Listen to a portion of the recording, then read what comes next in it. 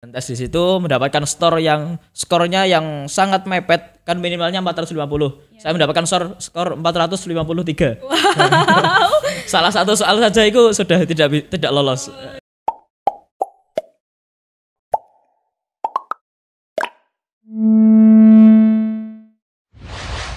Assalamualaikum warahmatullahi wabarakatuh. Halo Kalijaga Muda, kembali lagi bersama aku Malia Anissa di podcast Pojok Tarbiyah, berbagi dan menginspirasi. Hari ini kita kedatangan tamu yang sangat spesial teman-teman.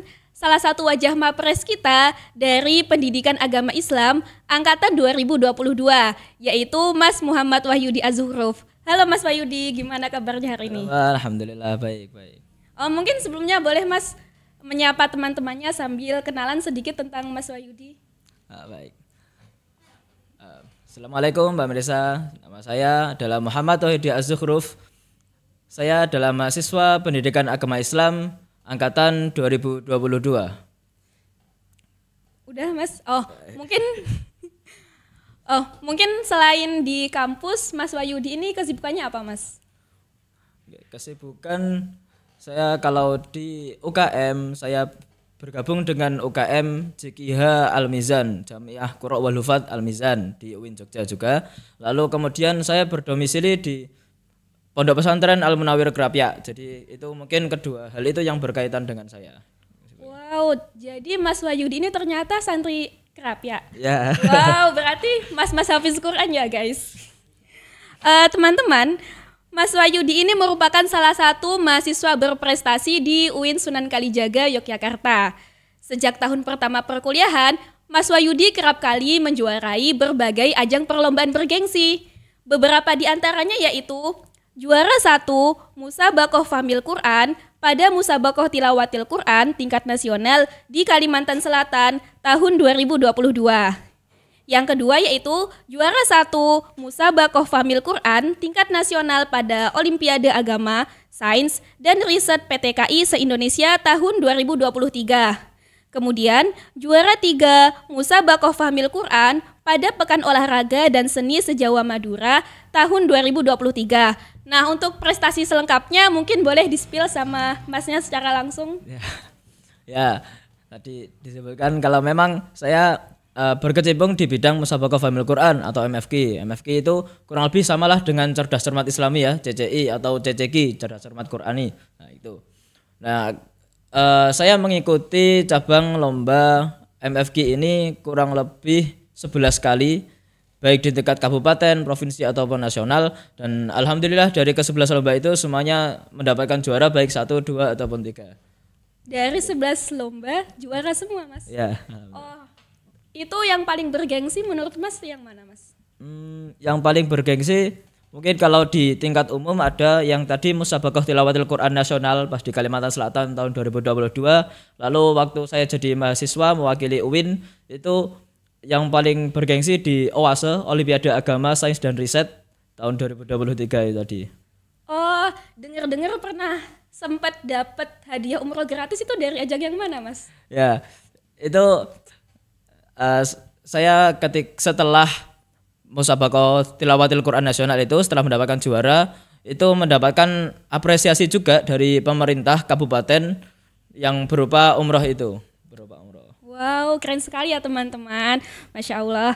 Nah, kemudian selain kerap menjuarai berbagai ajang perlombaan bergengsi, Mas Wahyudi ini juga memiliki prestasi lainnya yang tak kalah membanggakan, yaitu Mas Wahyudi merupakan awardee Beasiswa Indonesia Bangkit jenjang S1 dari Kementerian Agama tahun 2022.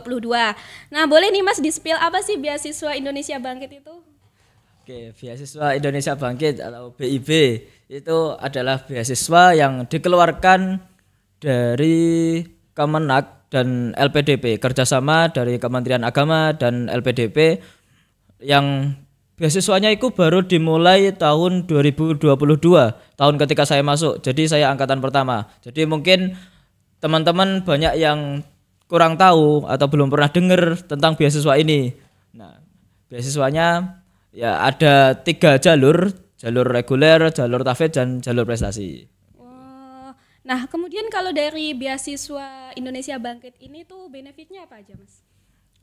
Benefitnya untuk yang S1 itu uang kuliah tunggal UKT sampai 8 semester, kemudian ada biaya hidup, lalu ada uang kesehatan, ada dana darurat, ada uang bantuan untuk skripsi ya, dengan nominal-nominal tertentu.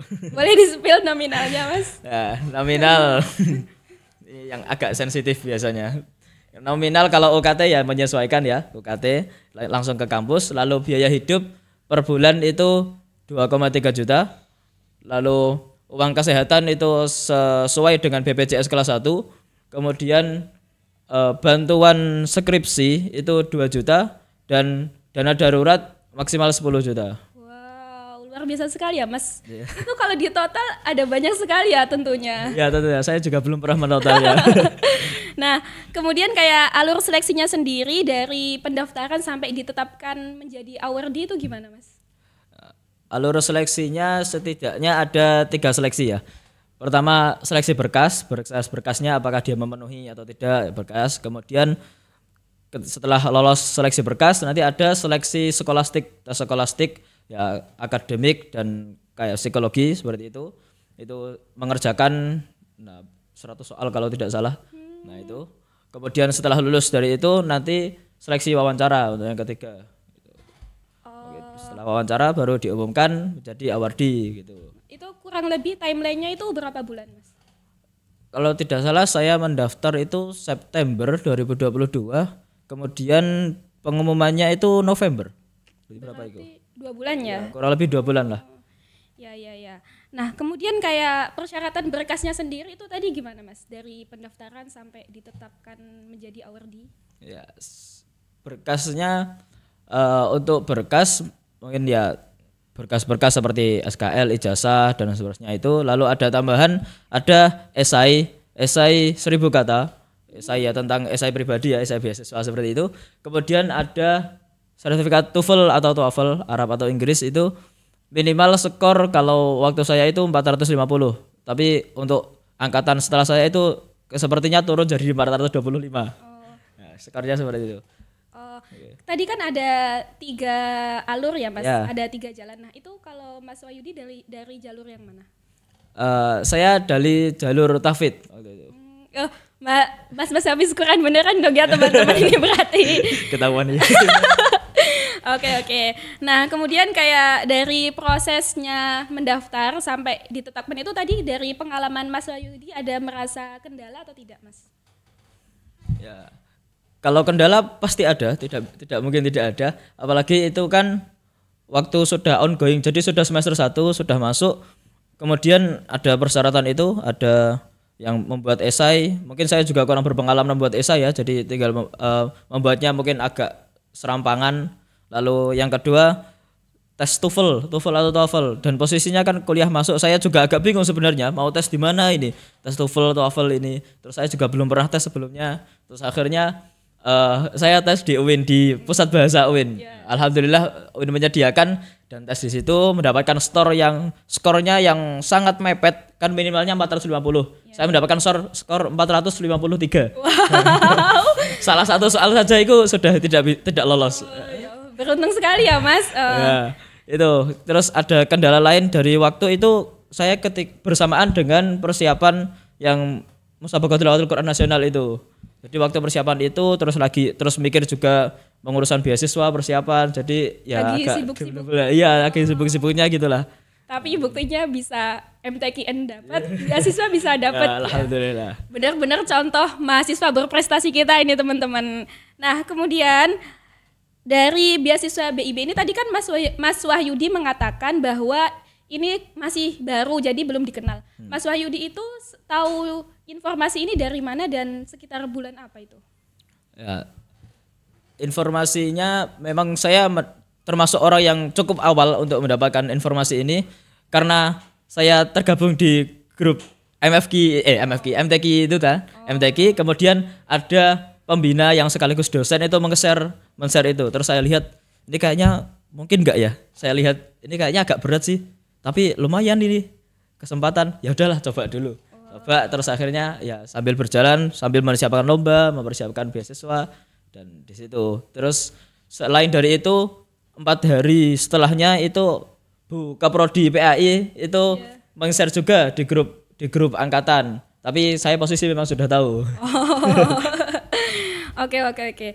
Nah, mungkin kalau tahun ini kira-kira pembukaannya tuh kapan Mas? Biar mana tahu teman-teman itu ada yang tertarik dan ingin mendaftar, jadi bisa mempersiapkan diri juga gitu.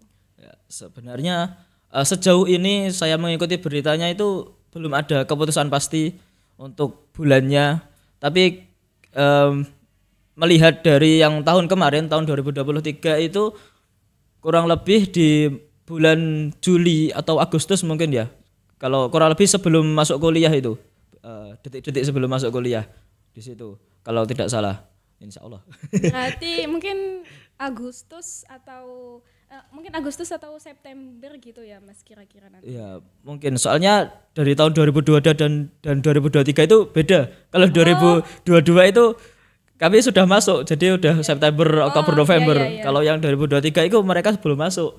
Jadi nggak tahu untuk 2024 ini nanti bagaimana belum tahu kebijakan dari pemerintah ya. Berarti kebijakannya itu berbeda-beda ya gitu. Iya, soalnya ya mungkin masih baru ya. Mungkin belum benar-benar tertata.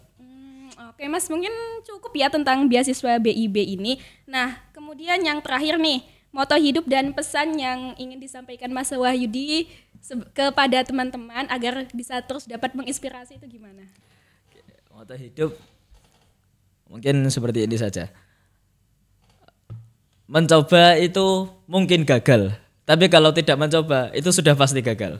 Nah, jadi jika ada kesempatan, ya lakukan kesempatan itu, ambil kesempatan itu. Untuk urusan berhasil atau gagal itu urusan nanti setelah mengambil kesempatan itu. Nah, tapi kalau sudah mengambil kesempatan ya jangan berarti terus diambil aja tanpa serius, ya diseriusi juga. Karena kalau nggak diseriusi ya sepertinya gagal juga sama aja. Nah, jadi diambil terus diseriusi baru berhasil. Kalau nggak diambil sudah pasti gagal. Oh iya, berarti seenggaknya kalau kita mencoba itu kita akan punya 2 kemungkinan gitu ya Mas. Kalau kita nggak mencoba kita cuma punya 1 kemungkinan dan itu gagal pasti. Ya kan? Oke. Nah kemudian kayak Mas Wahyudi ini kan mahasiswa berprestasi ya di UIN. Nah itu motivasi terbesar Mas Wahyudi biar terus berprestasi dan menginspirasi itu apa? Motivasi untuk terus berprestasi sebenarnya itu kayak timbul saja gitu, nggak ada motivasi yang terlalu khusus ya. Memang kalau sudah terjun ke bidang entah itu lomba atau entah itu di bidang-bidang yang lain itu biasanya sudah muncul rasa suka, rasa cinta, rasa tertarik atau ingin untuk berkecimpung lebih lanjut di bidang itu dan menuju ke tingkat yang lebih tinggi. Dan terus menerus kalaupun sampai tingkat yang lebih tinggi nanti juga nggak bisa move on untuk terus berjalan di bidang itu gitu. Jadi mungkin motivasinya memang dari kesukaan hati saja. Kalau dari prestasinya ya.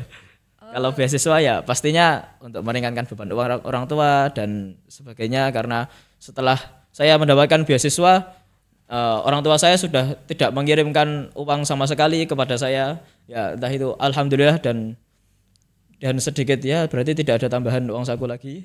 Tapi di sisi lain ya berarti saya berhasil untuk membebaskan orang tua saya dari beban untuk memberikan uang kuliah gitu. Oke.